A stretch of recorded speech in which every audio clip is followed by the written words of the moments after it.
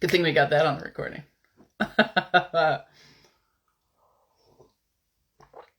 Just give folks a chance to join here. Doing our IG live with Mitzi Magdaleno and myisha Hill. Ooh, yes. Let's see. Let's see how I do this. Looking. There we go. View request.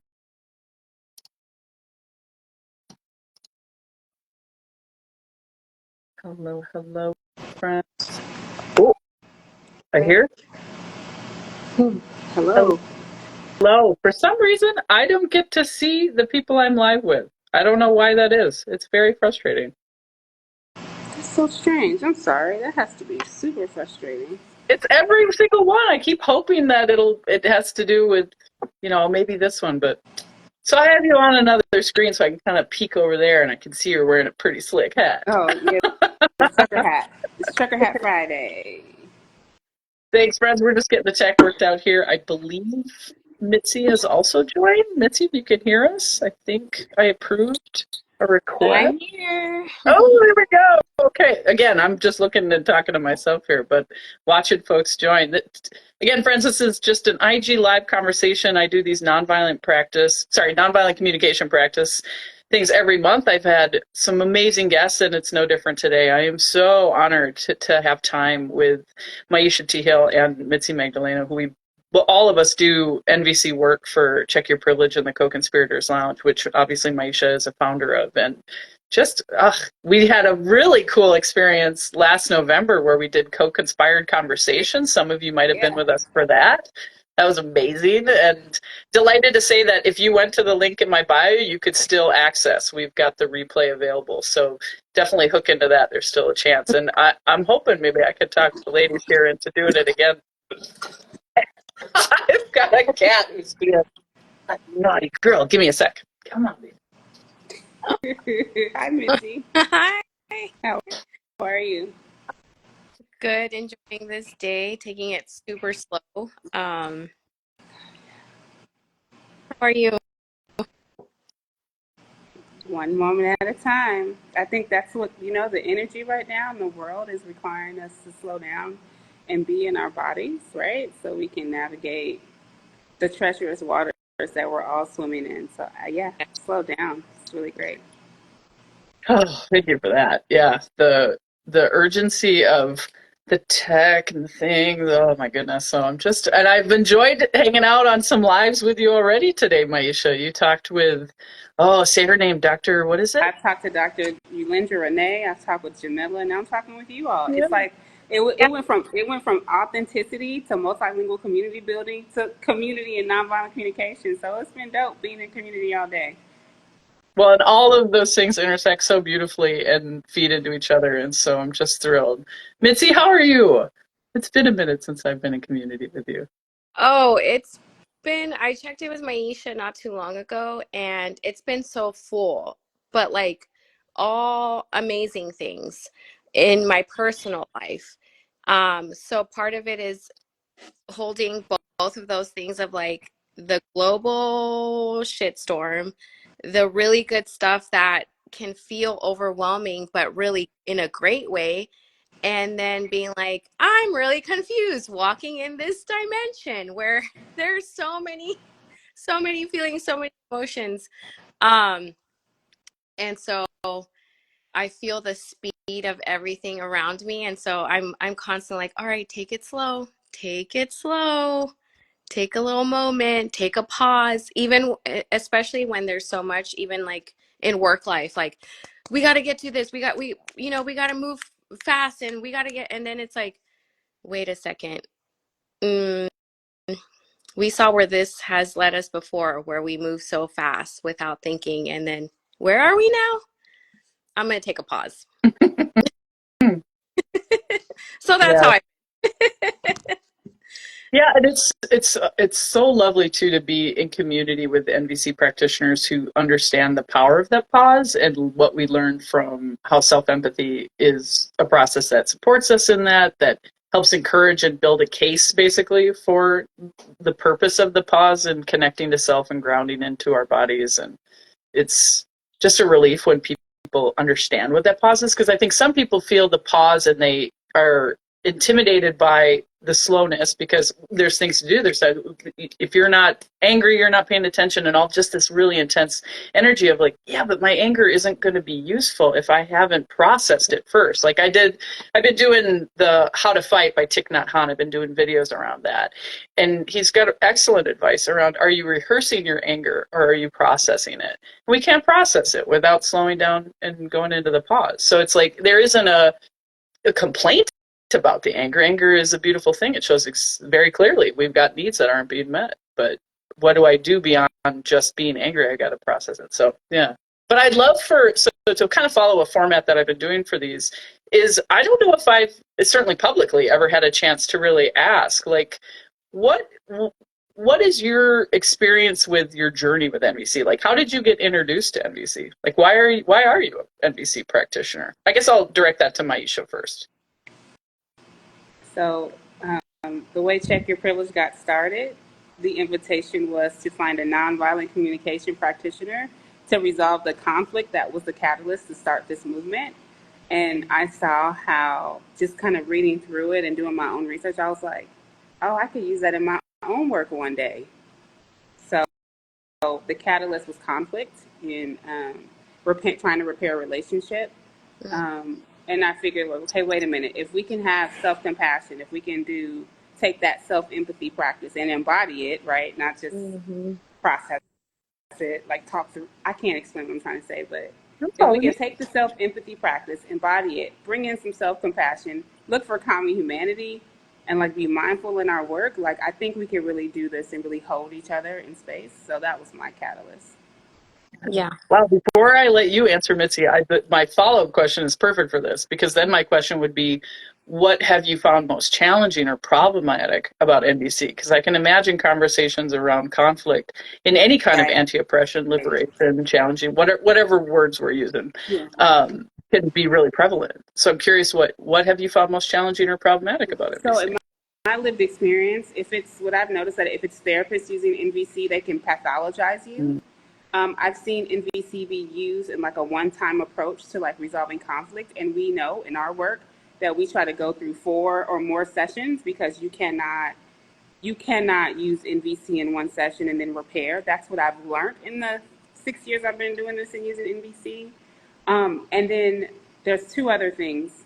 So one, moving fast through the process, and then therapists actually pathologizing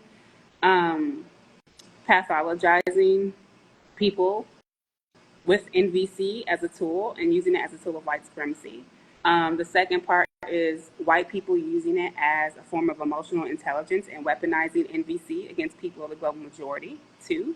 And then also current NVC practitioners not bringing in liberation work in NVC practice, which is again upholding whiteness and white supremacy. I'm not shocked. Why would I it's just like, what are you doing? Like, what are you doing? And then weaponizing it when you bring a liberation scope to it, they can weaponize that against you and say, well, that's not what Marshall Rosenberg said. And I'm like, did you ever work with Marshall Rosenberg? Okay, anyway. And the third piece is that when you get in practice with people, like people see it as a recipe and a process, and like using the language of NVC in this awkward, we're in community together, so y'all seen it, the awkward, weird, like, that's like you learn these new words and then we're using these words. We're not speaking our normal tongue or our normal language, so we're trying to code switch with NVC, and it's very inauthentic.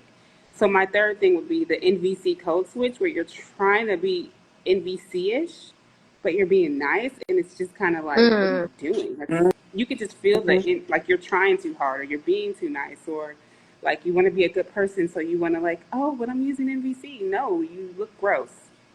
No, you're abusing it, right? It's no longer NVC. You're calling what you're doing NVC, but it's not actually what you're doing. Right.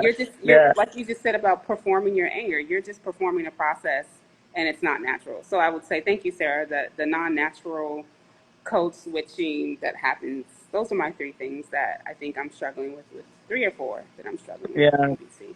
Appreciate that. Yeah, Mickey Caution, she talks about, so if we were not familiar with the iconic, the what's the word I want? Iconic, wow, what is the word I want? Anyway, the symbols of giraffe and jackal to symbolize life affirming versus life alienating. And so these are imagery that comes up a lot. And so when she says authentic jackal will still be better than your messy giraffe. It's completely paraphrasing, and apologies to Mickey Caution for ruining her phrase. But the point is it's like, be a mess. As long as it's authentic, that'll be okay. But if you're just trying to like game the process and bring formula to follow some checkbox of A plus B equals compassionate communication, no, it doesn't work that way. So yeah, I really appreciate that. Mitzi, what would you say? So the questions were, what is something that you would like to share about your NVC journey in terms of like, how did you get introduced, or what do you find most compelling? And then again, how do you find it most problematic? I got not introduced necessarily, but I was hinted at it. I speak with so many different people in my life and constantly get little messages through them about like, oh, there's something here. There's something here more to this. And I remember like 3 people within a week said NVC. It brought it up and oh yeah, I'm one person said I'm using some NVC with my kids because I've been having a really tough time communicating with them. They're teenagers. It's kind of a shit show. So I'm trying this out. Then I was like, oh, I've never heard about NVC. Sounds cool. And then, just kind of like passing thing, let it go. And then twice within like, it feels like a week, maybe it was more like a month, but it just felt so concentrated of like, it's been brought up. This is my hint. I'm picking up on it.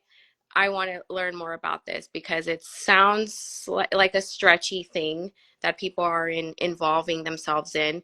It sounds kind of like it's stemming from discomfort or lack of communication with people that they love. So let me hear about it. And then as soon as I said that, myisha, I feel like myisha, you said something like NVC, we need to start we need to start implementing that and check your privilege. And I'm like, yeah, I already knew because I've been getting hints from the universe all over the place. So let's go for it. And that's how it's been. I don't know how many years, like at least 2, maybe 3. Pandemic always makes me, I don't know years anymore. So whatever. There's been a couple of years where I have been guiding and co-creating what nonviolent communication means to me and the community around me, which means that my challenge is I'm letting go of perfection. And that came around the same time. The letting go of being the perfect leader that knows everything and does everything by the book. Around that same time, I was dismantling that is when I was introducing NVC. So what got incorporated into how I do nonviolent communication is I'm like, if the NVC you feel like you're sounding robotic and it feels very fake and like you don't even know what you're doing, throw it out the window. Throw it out the window. It's just a tool. This tool is not the way of life. Throw anything out the window that is disconnecting you from your person, because at the end of the day we want connection. And if it's making you feel more disconnected, be like, I tried it, oops, my bad. I'll try it maybe another time, we'll come back to it. So the challenge has been also that growth of like with everyone. So someone asks a question and that little bit of me like, oh, I really wish I knew every bit of the answer. And sometimes I'm like, I don't know, let's figure this out together, because I'm also understanding, and I've been learning from so many people, including people in the uh, uh, speaking about disabilities and how that shows up and how we communicate and how we uh, allow people to participate, how we invite people to participate into the conversation, and how language is a big deal. And it's, if you say, hey, these are the 4 steps, to always include, but they're not the only ways. These are 4 steps that were identified, and there is a bunch of other different ways to have this conversation, and that can be very uncomfortable for myself. Mhm. No, but I came here to this time. I want to, like, my done in one day. Can we have this conversation and just be done and say we had it, we solved the problem? And no, that's not how it works. That is both the challenge and actually the growth. So that's kind of how I still feel very new. I feel like I'm going to be 20 years into this and be like, I'm still figuring it out with you. Let's do this. Yes, that is something like, so if I were going to answer this question, I started my journey in 2008 with Marshall Rosenberg. I was doing training with him. And so there's all this automatic, like, oh, you have the lineage and the direct thing. And it's like, yeah, but what was so cool about him is he never fought the challenge or the skepticism or suspicious. He met it with such grace. And so I bring that energy to all of it. It's like, this is not about convincing you that NVC is great. It's about showing you what you think is NVC might not actually be, or how you think it should be used is actually you're abusing it. Now you've turned it into something else. And so that to your point about if it isn't working as it is, then don't do it. We practice a formula to try to create some kind of intuitive, integrated process, but we don't live formula. And so it's not formulaic naturally. It's an embodied way of communicating. This is not a tool that we apply to our situations, which is where I would say I find it most challenging, is when people will come, especially people who want to train with me and say, they're going through conflict and they want conflict resolution tools. It's like, well, you're kind of already losing the game for me if you come in with that energy, because you're looking at this as an external problem. Where are you in this? And not just what can I say to get people to do what I want, or even what can I say to get people to understand me, but what can I do to authentically connect? That's what that grabs me when people want to work with me. It's like, I want authenticity. I want compassion, but we don't owe empathy to anybody.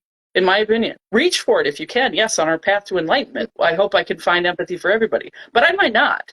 And so I, at a minimum, have to figure out how to empathize with myself. And so the lack of focus on self-empathy is where I get so struggle, is people always start with the external. What can I say?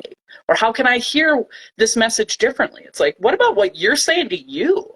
Like, how are you showing up? So that's how I would answer those questions.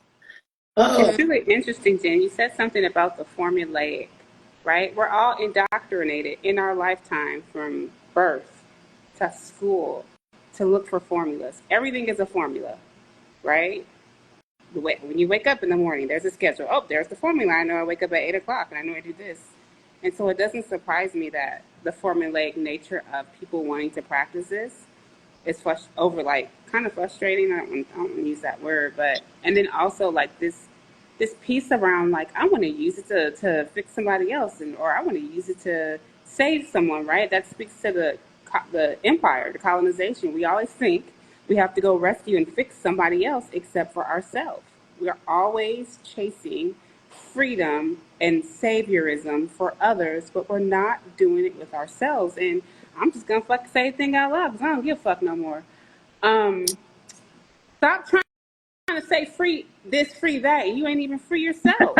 That's the problem with this whole movement, is that we're trying to free all oppressed people, but when it comes to ourselves, we don't see ourselves as oppressed because we are stuck up in rescuing and fixing and saving. And it's like, okay, yeah, we want to free all oppressed people, but if I'm not free and I'm just externally, I'm going to go here, I'm going to go out, I'm going to go and go save. You ain't Captain Save-A-Ho. Who asked you to do that?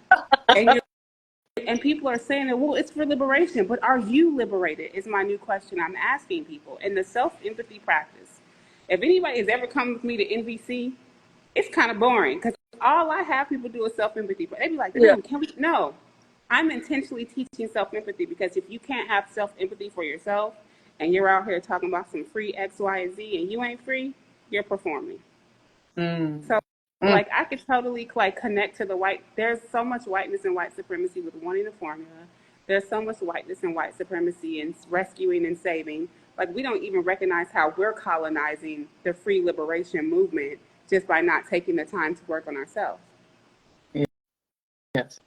Yeah, and the thing that is so, I'm going to stop because I want to hear what Mitzi has to say.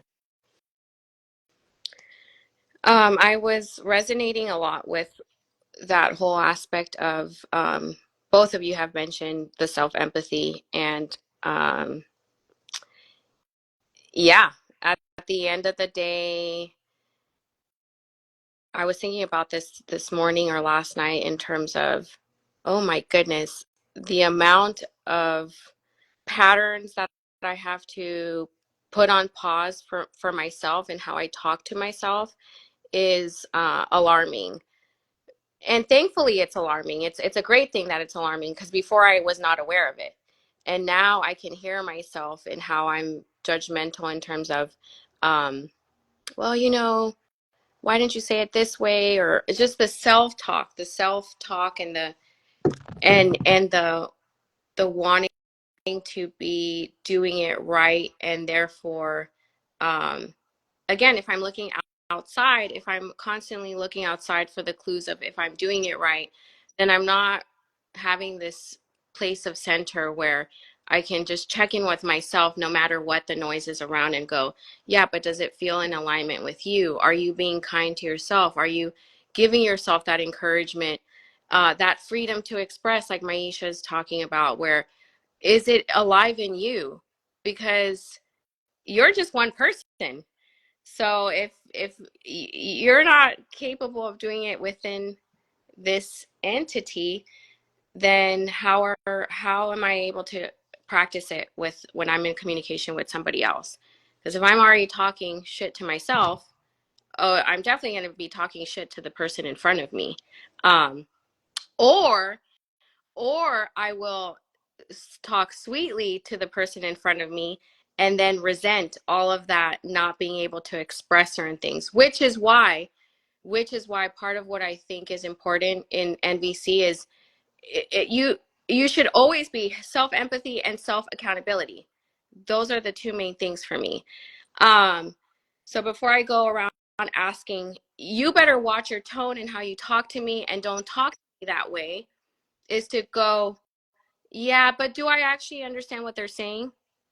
Because I think I do. So is it really necessary for me to tone police right now? Or am I able to gather their message? Am I capable of that? And sometimes I am. And sometimes I want to just not gloss over what they're trying to say and go, oh, let me just talk to you about your tone because I'm uncomfortable with the truth that you're providing me right now. And so being super aware of that, yeah, the self-empathy and the self-accountability is huge before I even try to start telling other people how to talk and how to communicate. Yeah.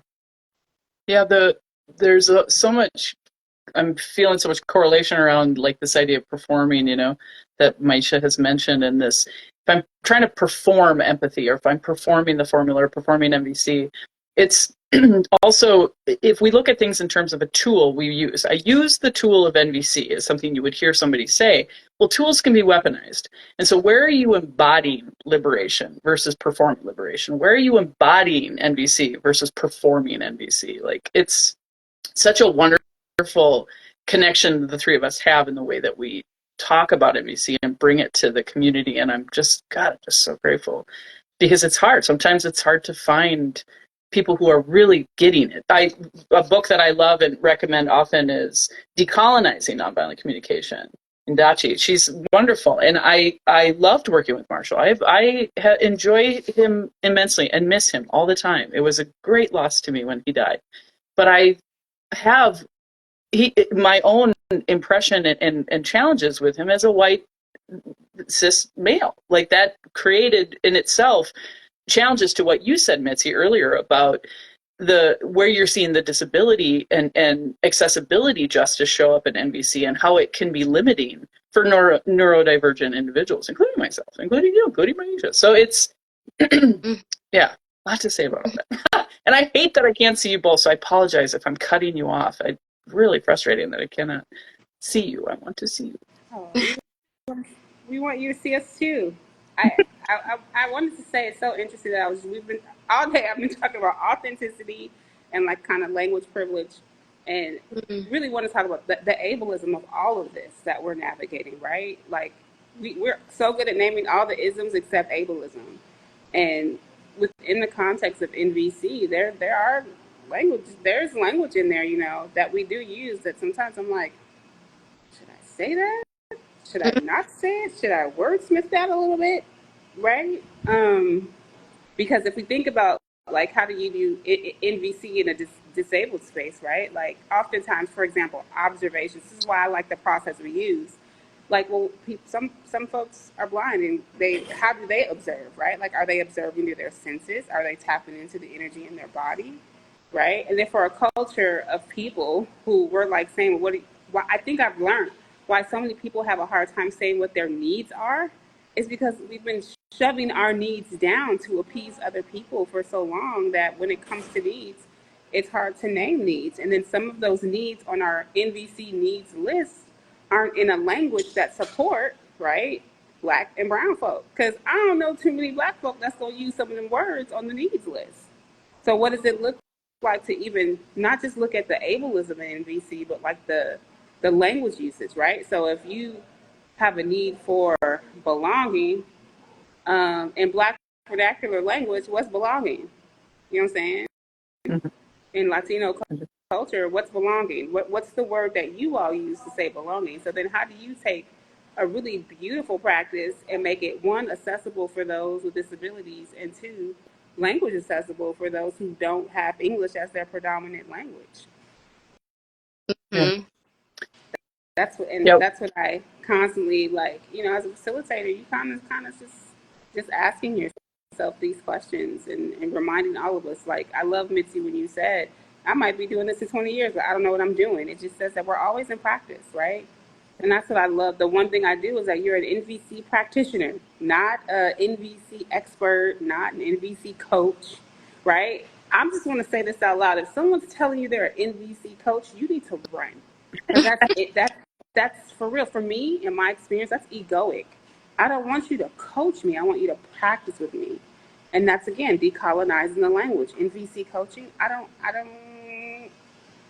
Even someone who would say to me, "I have a therapeutic NVC lens to my therapy practice," I would still run. I really would. It's just I don't know. So that was my little ramble to connect, and I don't know if I'm connecting. It seems like, so for everyone who doesn't know, there's new moon in Gemini, and all of us are. Is it new moon or full moon? See, I don't even know which moon it is. Yeah. I don't know what But you're like, talking and then there are these planets in alignment, so we're all like fumbling over our words. But just know it's astrology. about.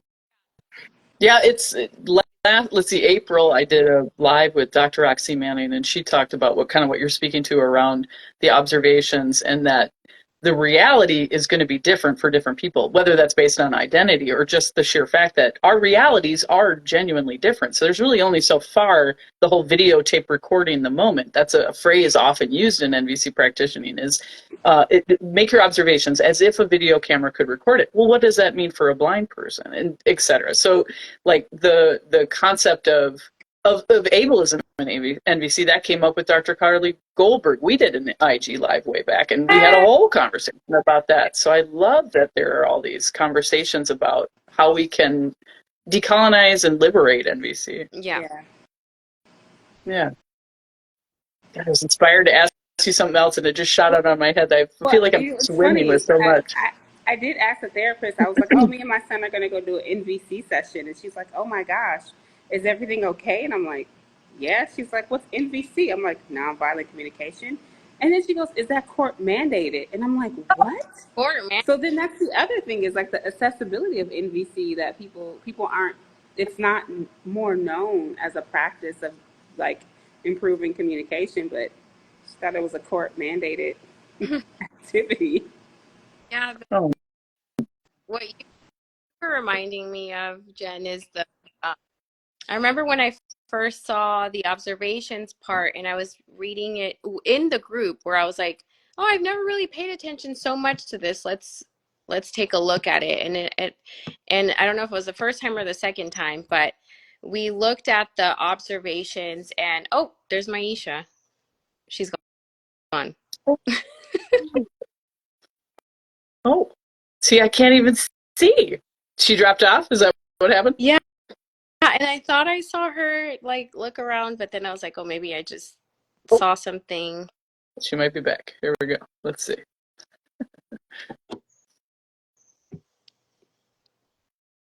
Like, I definitely don't see. There you There we go. You hear us? um, but yeah, I remember, you know, because the way that I see observations is the senses, like the being in your body, and that could include touch, like the heat on your body, that you could sense it on your skin, that kind of thing.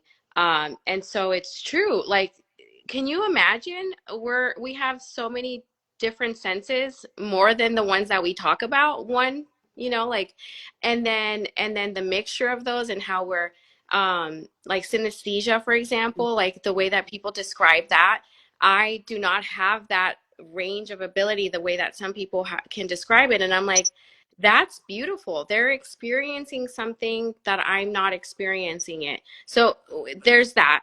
And then on top of that, there was a little thing that said, you know, and memories are important. And sometimes memories are as real in our being as what is technically in front of us. So I could be speaking to both of you, and it could be a traumatic thing, or it could be like a very wonderful thing that just happened that's replaying in my mind.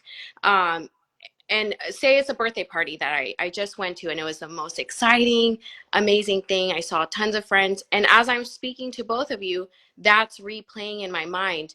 And I'm sensing that more than I'm sensing the reality in front of me, the quote unquote reality in front of me. And that distinction was like poof, like it opened up so much to me, because I was realizing how I was limiting even how I was looking at reality, of what reality means. Um, anyway, so that's just what came to mind, where I'm like, oh my goodness, yeah, there's always going to be something new. Someone's always going to tell me something that I'm like, I never thought of it that way. You're so right. So for those who are joining, some of the point of these IG lives I do is to create not just a conversation about NVC, certainly we're conceptualizing plenty, but also to bring the opportunity for just a little bit of like learning and understanding and practice, because maybe you don't feel safe to come to the open to all sessions that I do, or join the lounge and join the sessions that we do there. And so if you're new to NVC and trying to just understand and follow this conversation, like the goal and the point of observations is to make factual statements that are separate from your beliefs, which are judgments, assessments, and evaluations. So whatever avenue you're taking to get to that point of, I want to stay in truth, I want to look at this for what it is, and acknowledge and be owning my reality about it, that I'm not trying to define your reality. I'm naming my observations of what my experience is, and making sure my language is separate from how I name my beliefs. It's not that I don't get to make judgments, evaluations, and assessments, but I do that with consent, or at least I own the fact that this is a belief that I have. Some people use the phrasing of a story I have, so that we can separate the difference and own our own realities. And so I'm noticing a comment come through from Sarah Lightfoot, who we all love and know, and thank you, and hi, Sarah. But she mentions how embodied your NVC practice is, Mitzi, and I also have appreciated that. And again, for those that have joined late, we all did a co-conspired NVC 5-day intensive training that's available. You can find the link in my bio, and it's a replay that's available. So you can kind of see how myisha and Mitzi and myself all work on NVC together and guide NVC. But if you felt like being put on the spot, Mitzi, and we're okay with it, what is an embodied way that you like to guide NVC practice? Well, that one of that experience of reading over with people, like instead of me showing up and saying, because that's in Check Your Privilege, that's what I value so much about it, is one of those core values is that we're all knowledge makers together. So that's been brand new in the last couple of years. I mean, I'm not going to say completely, but intentionally, like we are all knowledge makers together in this. So one embodiment of that is not necessarily NVC, but more check your privilege, but bringing that into it and going, um, and we can talk about that in terms of observations. Let's observe. We all see the words in front of us. What does that mean to each one of us? Then what are the beliefs based on these words? Because to me that means this. To me, to somebody else, that might mean another thing.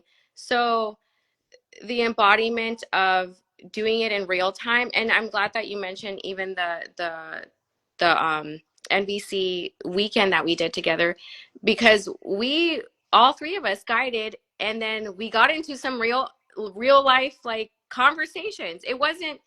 It's practice, it's always practice, and yet it's also always real. Like then we got real, then we're like, oh, we're doing it in the real moment. We're all of a sudden we're having breakdowns, we're having miscommunication, misunderstandings. Let's pause and talk about this and allow other people to witness us in this moment. And that's pretty cool, instead of being like, oh no, let's just go through the pages that we said we were going to go through and miss this wonderful opportunity to do it in real life. Let's just go back to the book. I'm so glad that at Check Your Privilege, we we are comfortable with being like, here we are. This is real life. Let's do it. Let's do it now. And myisha, you've always been an amazing example of that. Since the beginning, you've always been like, here is our real life situation. Let's get to it. Yeah. Yeah. Speaking of the way I've enjoyed myisha's leading of NVC is the self-empathy practice. We kind of have this sweet spot. We usually do like 7 minutes if we're all in community, right? It's just the right amount of time. But what I really love is going through the self-empathy practice 3 times. That is something that you have taught. And I wonder if you would like to say more about what the kind of idea is around doing that 3 times. I think I love the number 3. It's just a beautiful number of Holy Trinity. It's a number of the universe. Anyway, you can really get to the core of what your belief is, what you're seeing, and like really the request of yourself, right? So if anyone's ever come with me to self-empathy and it's one-on-one, we will spend 90 minutes doing self-empathy. So sometimes it's more than 3 times, because if you can get to your needs and then make a request of yourself first, that will then open you up to what is my real request of another, because I've had 3 opportunities to really say, is this my need? Is this my need? Okay, what's the strategy I'm using to fulfill this need? And then in a deeper level, you can even connect the two. Most people, when we go through that 3-step process, are able to even identify a story from childhood or teenage years or like just adult years. You can always connect to a point in your life where you actually realize in this 3-step process, it's not even the present moment that's activating you. It's something from the past that feels like in the situation, right, that it's happening now. So you're actually being defensive. But if you just do that OFNR process, that self-empathy process 1 time, you're not going to be able to get to the wound. And why I like doing it 3 times, it actually helps people get to the wound. And when you can find the wound, you can begin to heal the wound. And that's what I love about doing it 3 times or more, because I want people to say, I have a need for. My request of myself is, sometimes people get to slowing down. Sometimes that 3rd time is like talking to my therapist of while I'm reacting a previous trauma. We're not therapists, and we're always helping to find a decolonized, very important, decolonized therapist to work with on some deep shit. Join our book club. Join our book club. That book club. We're doing it for a year, and it's kicking our butt in a good way. Decolonizing therapy. Shameless plug. But yeah, y'all, that 3-step process, it really helps you get to the soul wound, like the wound of who you are and requests you have for yourself. I've gone with a lot of people, I don't even know the number, who actually get to it and say, the person didn't even do anything wrong. I'm hung up on myself, and if you can do that 3 times to get to, oh, actually, it was me. You can realize, the strategy of victim, like, feels my need for connection. Oh, you know, but that's why I said with the NVC process, people try to have these conflict resolution sessions. They're going to do NVC one time, it'll be great. And it's like, no, it doesn't work that way because that's not how we are as humans. We have a system that already teaches us one time is enough. And no, it's not.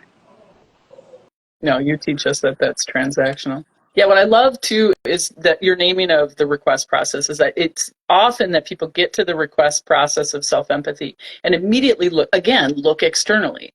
Well, okay, so what is the request I have of others? You get to also put that request on yourself. And here's a little more practice, friends, is a request is most efficient and most effective is if it is concrete, if it is realistic, negotiable, and positive. Positive not necessarily meaning good, kind. Positive meaning for something to start, not for something to stop. That's ripe for you and only you. What's a concrete, realistic, negotiable, and positive request I can make of myself in this moment? It's incredibly empowering. I tell people all the time, you might never open your mouth with NVC and it'll still serve you. If you only ever use it for self-empathy, you're already ahead and winning the game. So that, and you also had said something about, like, we don't attend to our own needs. And I agree, 100% agree with you. And I also think that we have no needs consciousness. We're not even aware of our needs. We don't spend enough time even connecting to the concept of literally everything we're doing, everything we're thinking, everything we're saying is always in an effort to meet a need. And so having good needs consciousness serves that triple self-empathy process really well, because then you start to realize, oh, I'm using needs as strategies to meet these deeper needs. So I think my need is up here, but the ultimate reality is my need's down here. For an example of, I might recognize that I have a need for contribution by whatever action I'm taking, but ultimately that need for contribution is meeting my need for acceptance and belonging and to matter. And so the only way to get to that place is to go through it so many times. So that's probably been one of my very favorite things that I've learned from you about NVC facilitation. Mm. And I want to make sure that we're also speaking to the work that you do outside of just NVC, right? This is my life. I'm NVC Practice Guide, and that's what I love doing. But I know that the dance that is so important to you, Mitzi, and how NVC shows up in your practice and your book, myisha. So Heal Your Way Forward. That's also a link in my bio as well. So myisha, do you want to talk about where the concepts of embodying NVC show up in your book?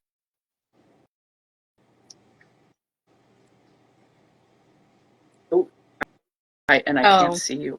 Maybe you're gone. She's gone again. Oh no! No! Might be unmuting herself and then. Oh, here we go. I think I see her back. Thanks, friends. Well, we manage a little bit of tech.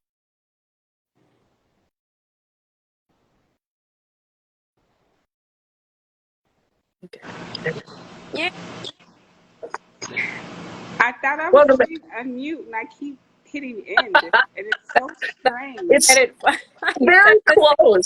The buttons are very close. It's so easy to hit that. Like I'm unmuting herself and then accidentally. That's exactly what was question, myisha? My book, Heal Your Way Forward, I think the whole book is about self-empathy. The whole co-conspirator's journey is like listening, learning, taking action. It's so wild how that whole idea of the co-conspirator's journey came up. The whole thing is a practice of self-empathy. You have to go in before you can come out. And the problem with the 2020 activism is that it's always outward. And we see that happening now, which is why people can't sit in the discomfort of the collective grief. It's not just a single-sided grief that's happening around the globe. There are multiple communities and cultures and bodies of culture grieving right now and angry, and we all have a right to do that. And I think the self-empathy practice, that's what Heal Your Way Forward is to me. It's a whole book of self-empathy. These are the steps you can take to go in, to come out, so you're not always outward and you're not always causing harm and you're not, I think my next book, I'm going to go even deeper on self-empathy, because in order to break the addiction to whiteness and this codependent rugged individualism, it requires this self-empathy and this nonviolent NVC practice. So for me, it shows up in my writing. It just shows up in me as a human being. It's really in my essence. It's part of my calling, I guess, is to just be a peace builder, How can we sit with together and not disagree? I think some of my favorite scriptures in the Bible, I've been talking about the Bible too much, or when scriptures are with Jesus, and when Jesus would, like the woman at the well, like he wasn't supposed to talk to the woman, but he talked to her anyway.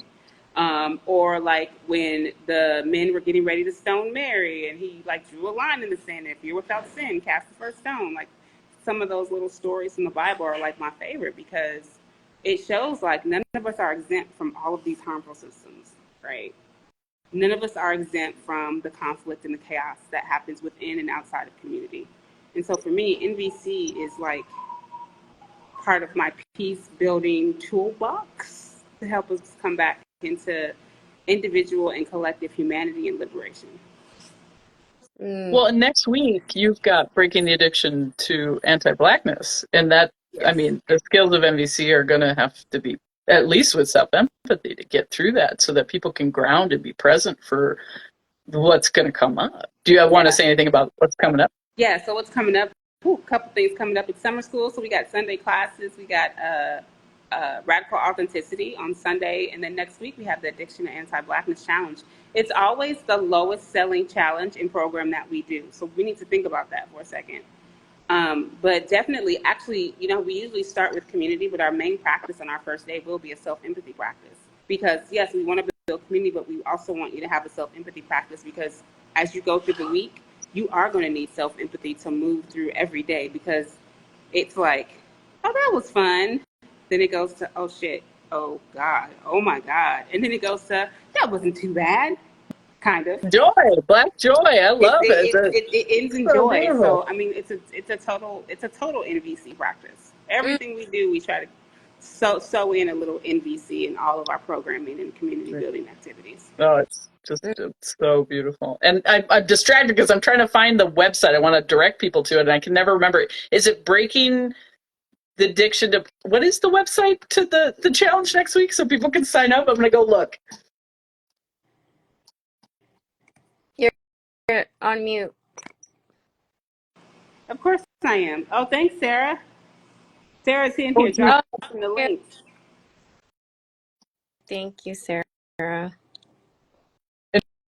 For those who are already in the lounge, there are internal links that have been shared because of just the kind of weird tech stuff that goes on. So definitely check inside the lounge for the links to sign up for the challenge if you're already with us in the Mighty Networks for the Check Your Privilege Collective.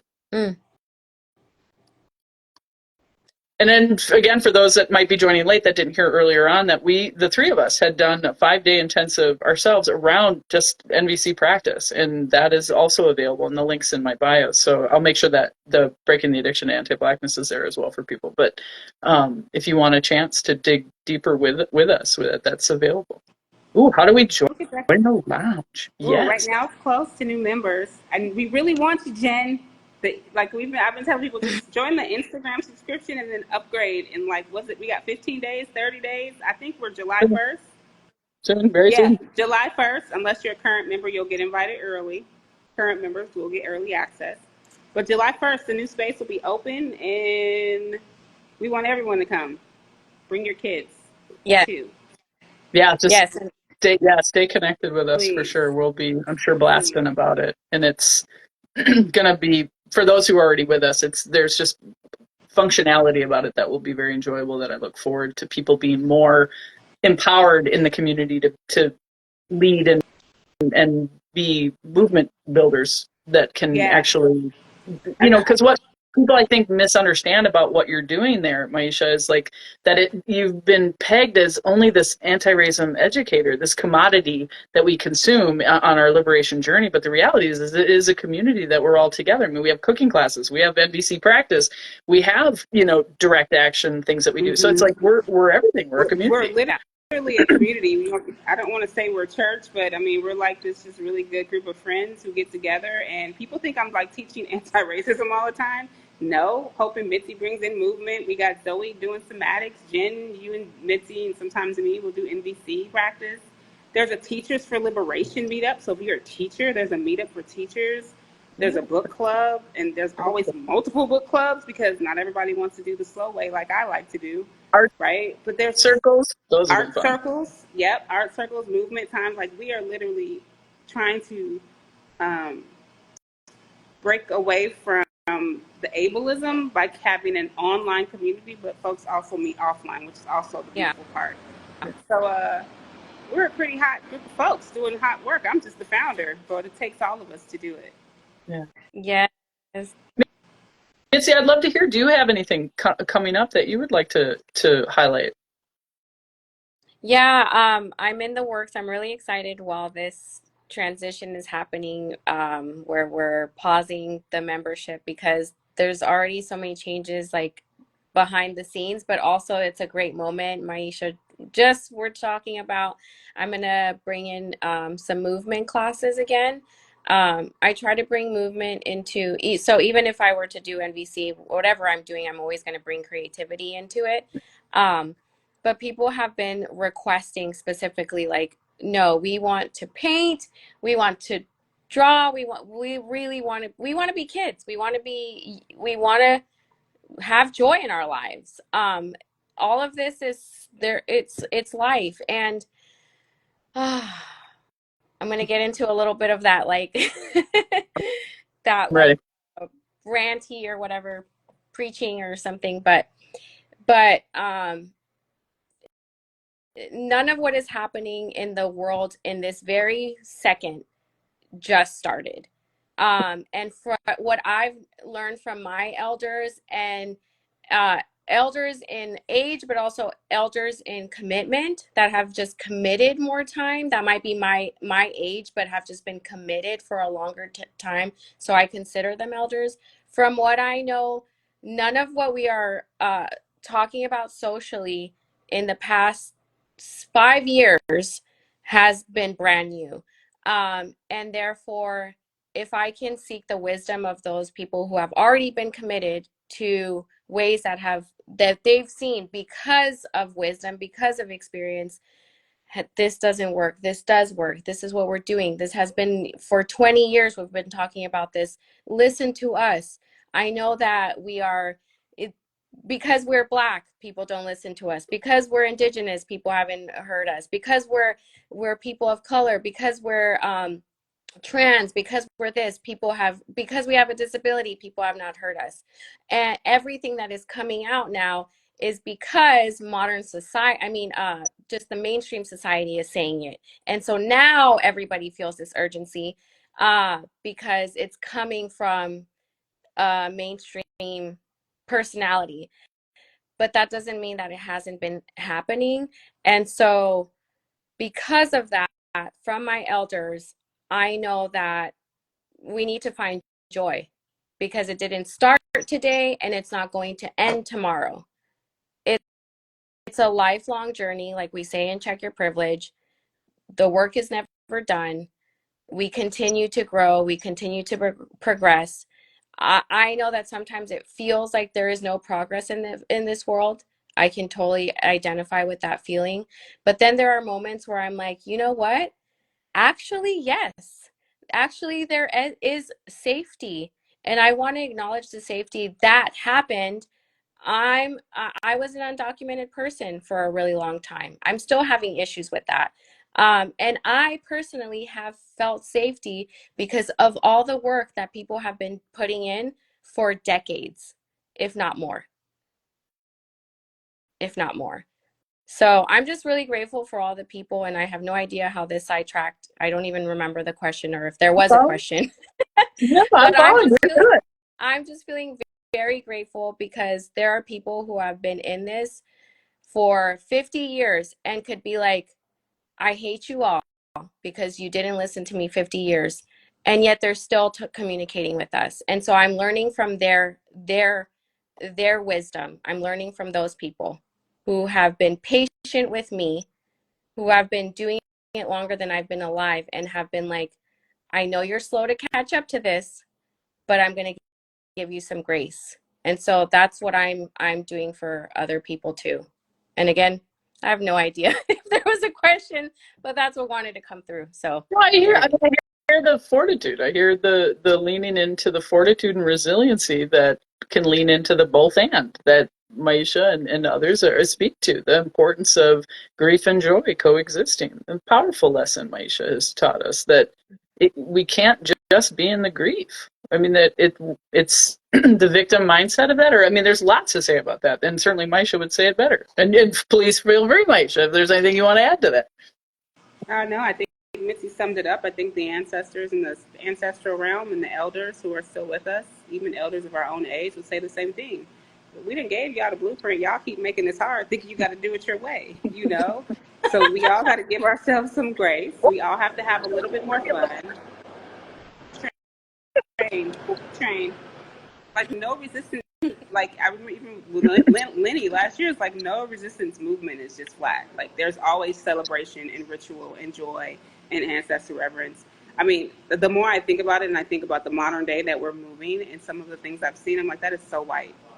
We have whitewashed real freedom work and movement work. It has been whitewashed, right? The idea that like, even when you think of like the songs of the civil rights movement or the songs that our foremothers or our forefathers would sing, people of the global majority, not the white founding fathers, remember I said four, they are very spiritual, right? Like, there's deep connection, and the stuff that we're saying right now is like, oh, really? Because I don't remember my ancestors being like, F the, like, it's just so interesting how power and domination has filtered into liberation movements, which is why when people see like Mitzi dancing on the account, or you see me dancing or playing with Barbies, or you see Jen sharing paint, it's so like people are so taken back by it because y'all don't know how to have fun no more. Y'all treat liberation work like a full-time job, and I ain't got time for it. So Well, it's also sticking us into a role. Like that's not your role. Your role is to be the trope of angry black women screaming to me about anti-racism work. That's not what you're here to do. Your role, you know what I mean? It's like, or I'm supposed to only talk about NVC, that I can't just show my art. right. Like, wow. Or Mitzi's supposed to be like our English language translator and have no personality outside of that. But to Mitzi's point, like we you know, the ancestors and the elders, they haven't given up on us. It's just, I can just hear them say, okay, come on back. Let's try this again. And I feel like that's the season we're all in if we're open to it. So if our hearts stay open, we are actually being invited to do real decolonial work, shadow work, and have fun. Like we're supposed to say free such and such and such. But if you really want to embody the liberation, you're going to free yourself and you're going to have fun. You're going to have joy. You're going to have creativity. You're not going to just be like, I'm going to let myisha talk to me in a workshop. I don't teach that way anymore. People come with these expectations. Like, what's the outcomes of this workshop? First of all, it's a practice group because I'm also in practice. But that's the work that I think is unfolding, the grief and the joy coexisting in real time in this moment as the system is doing what it's supposed to do, which is collapse. And our job now is follow the blueprint and repair for the future, not build something new, because we're only going to, what it's showing me right now is all we know how to do is build white supremacy. That's all we know how to do is reduplicate it. So we can burn it all down, we can vote different people in office, but we're going to keep building the same thing because no one wants to repair. And what we are being called to is the reparative future, not to burn it all down and start all over. How do we compost what's not working, keep what works, and throw away the rest? So I just went on the tangent. I love it. You're both. That's great. We're returning to indigeneity. So sum it up. Yeah, it's beautiful. Oh my God. I would be remiss if I didn't tell folks about my own thing coming up with Ayala too. We're doing, just the word fortitude and resiliency made me think of it. So June 30th, we're doing building fortitude and resiliency on social media. So just getting some better social media hygiene and etiquette with the way that we engage. And I'm hoping I can talk myisha to do a round two of that with me. Because boy, oh boy, have we lived some social media together, my friend. This shit is wild. Y'all out here. Let me tell all y'all who are watching this live replay, y'all wilding out. All of our inner children and inner teenagers are on these internet streets acting out our early childhood experiences with each other. And if one of my girls was alive, she would say, "Sat your ass down somewhere, calm down, count to 3, and let's try to have a dialogue and be in community." We on these internet streets looking a hot mess, telling the left hand what the right hand is doing. That's not movement work. Movement work doesn't move the way that we've been moving. So the minute we decide to slow down our inner children and our inner teenagers, the inner rebel, do our individual deep soul work and really dialogue with each other and really take, like, this is repair work. This is not even just healing work. This is repair. Not this like, I know I'm getting older because I'm watching the younger generation saying, if this, then that, and all this binary thinking. And I'm like, what did you grow up seeing? Or are you just getting a blue check and a paycheck? And so with that, I'm going to be quiet and say that's all I want to offer. We look a hot Perfect. mess right now, social Taking media care, wise. taking care of we did a video recently with, again, another page from the Thich Nhat Hanh book, How to Fight, and that concept of taking care of oneself is taking care of others. That interdependent way of moving, and just the wisdom that you bring constantly around that concept is always beautiful. Now I'm looking at the time, and I don't want to hold you. I've been so grateful that you were willing to spend some time with me today, and I hope everybody who's not already following, Check Your Privilege, myisha T. Hill, those two accounts, and Mitzi's. It's Tis Three Dreams, I think is how it reads out. So be sure to follow and stay in tune, and come to us in the lounge when that enrollment lines up again. And a practice to leave you with, friends, is if you could consider a feeling word that is alive in you right now, drop it in the chat. I'd love to know, how are you feeling right now? And I would ask myisha and Mitzi the same. What feeling word would you give us right now? Where are you at? I'm feeling connected to both of you, and this in itself is, yeah, it's just that connection. I'm feeling community because, yep, here comes the emotions. If you would have told me 6 years ago when I was calling my mom crying that this wasn't working, grateful, community, connected, it worked. So super feeling the love of community, and just feeling the energy with us three. And I see members of our community here, and just feeling the love. I really think the word is love. Yeah. I feel hope. I really needed it today. I'm feeling hope. So just the power, friends, if you're not getting anything away from it, because we're just having a conversation that you happen to be watching, but that community is what does that. It brings the connection. It brings the hope. It makes it possible to keep going. It brings the joy while you're in the grief. Like, oh man, find your community. Oh, I love you both. Thank you so much again for spending time with me today. All right, friends. I'll see you next month. Have fun. Or next week, Breaking the Addiction to Anti-Blackness. I'm going to get the link in my bio here in a minute. Bye, everybody. Bye.